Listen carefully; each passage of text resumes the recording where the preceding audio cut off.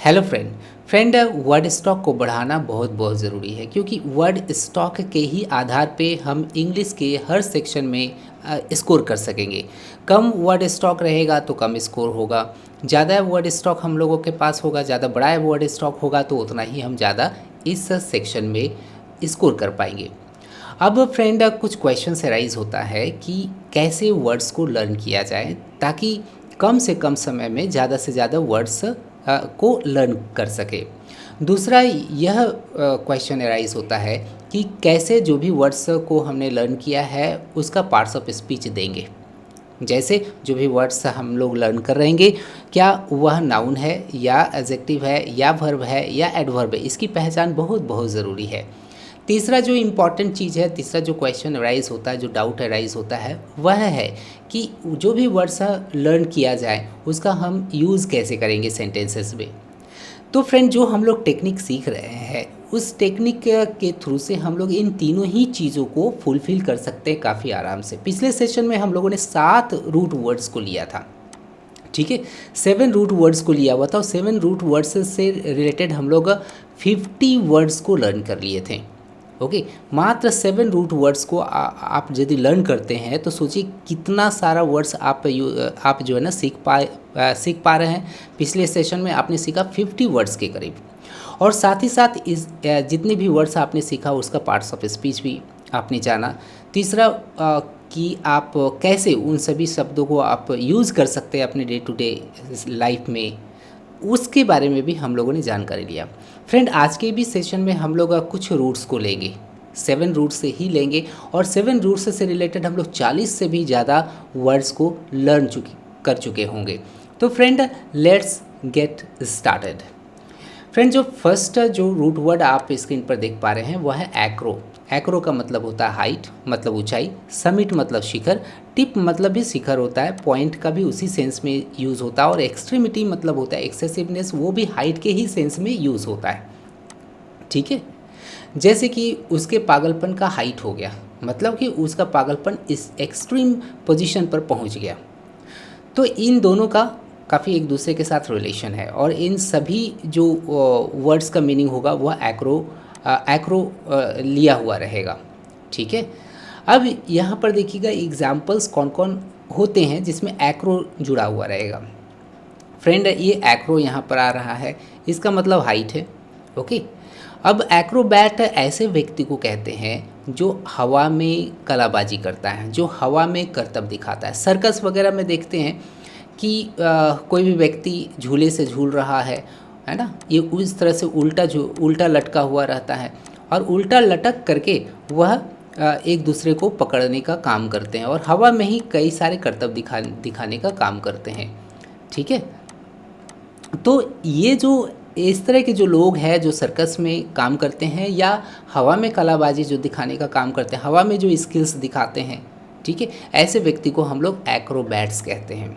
Okay, अब acrobatics किसको कहते हैं, एक किसी भी वर्ड के अंत में आप देखेंगे तब उसका मतलब हो जाता है वो स्किल को वो शो करता है, रिप्रेजेंट करता है, या यह जो है ना किसी तरह का शास्त्र या स्टडी को यह शो करता है। एक्रोबैटिक्स दरअसल ये स्किल है। ठीक है, किस तरह का स्किल है, ये एक्रोबैट के पास जो स्किल होता है उसी स्किल को हम लोग कहते हैं एक्रोबैटिक्स। ठीक है, तो इसका भी मीनिंग आपने जान लिया, ये नाउन है, एक्रोबैट भी नाउन है। एक्रोनिम जिस किसी भी वर्ड के अंत में निम हो तो उसका मतलब होता है नाम, नेम। सिनोनिम हो गया, एंटोनिम हो गया, होमोनिम हो गया, ठीक है, ये नेम हो गया। और एक्रो मतलब हो गया पॉइंट, टिप। ओके,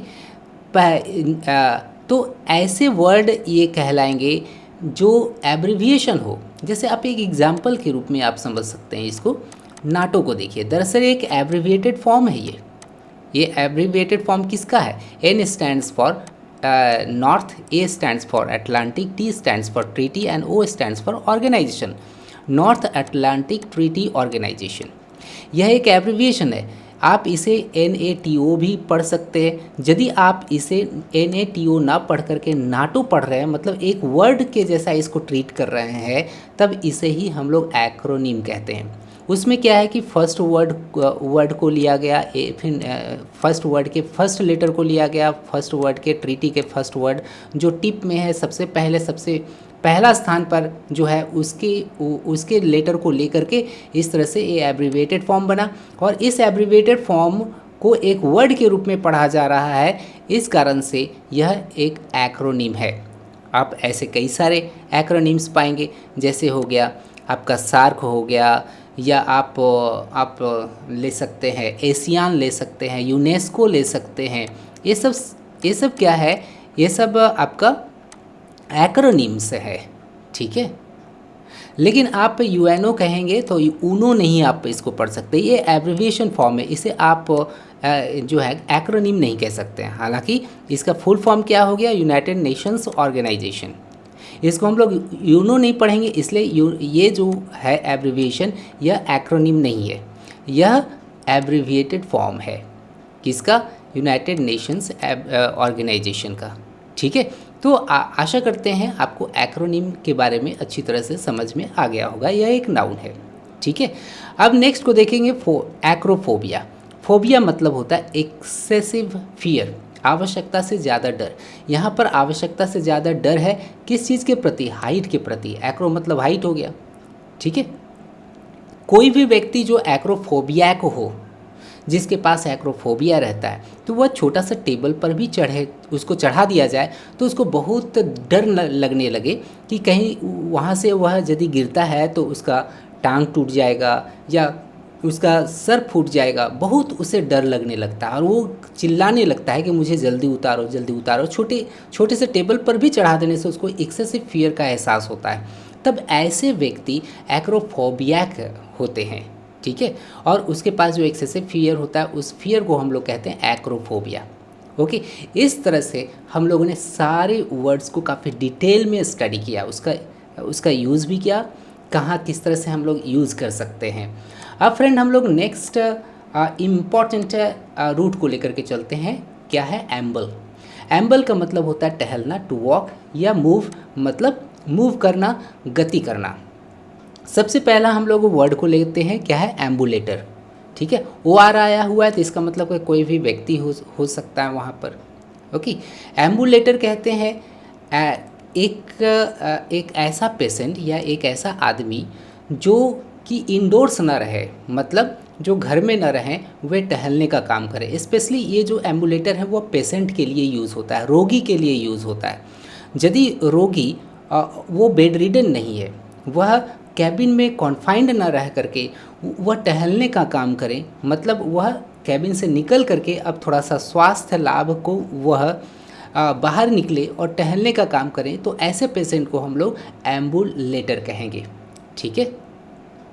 अब देखिएगा ambulance, obviously you know of ambulance. Ambulance किसको कहते हैं आप एकदम जानते हैं। एम्बुलेंस ये क्या काम करता है, ये पेशेंट को मूव करने का काम करता है, एक जगह से दूसरे जगह मूव करने का काम करे, तो ऐसे गाड़ी को हम लोग कहते हैं एम्बुलेंस, ठीक है।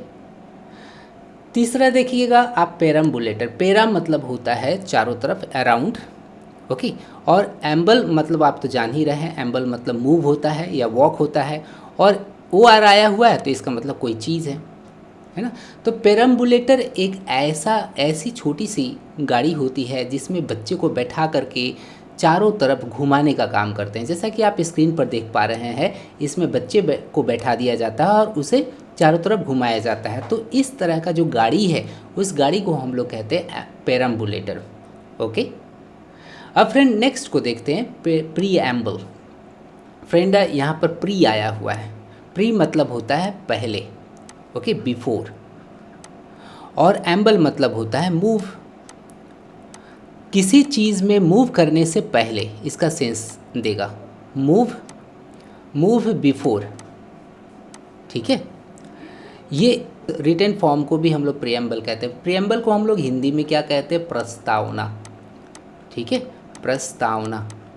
आप इंडियन कॉन्स्टिट्यूशन में आप प्रीएम्बल वर्ड आप पढ़े होंगे, उसमें जो है शुरुआत होती ही है कॉन्स्टिट्यूशन वह प्रस्तावना से, मतलब कॉन्स्टिट्यूशन को डिटेल में पढ़ने से पहले आप प्रीएम्बल को पढ़िए। प्रीएम्बल में क्या है, हम भारत के लोग, भारत को, something like that is there in the preamble, okay, जो पूरे कॉन्स्टिट्यूशन का वो निचोड़ है कि कॉन्स्टिट्यूशन का नेचर कैसा है, कैरेक्टरिस्टिक्स कैसा है, तब वो प्रियम्बल में आगे मूव करने से पहले जो चीज़ पढ़ने हैं उसे हम लोग प्रियम्बल कहते हैं। ओके, याद रहेगा, आशा करते हैं।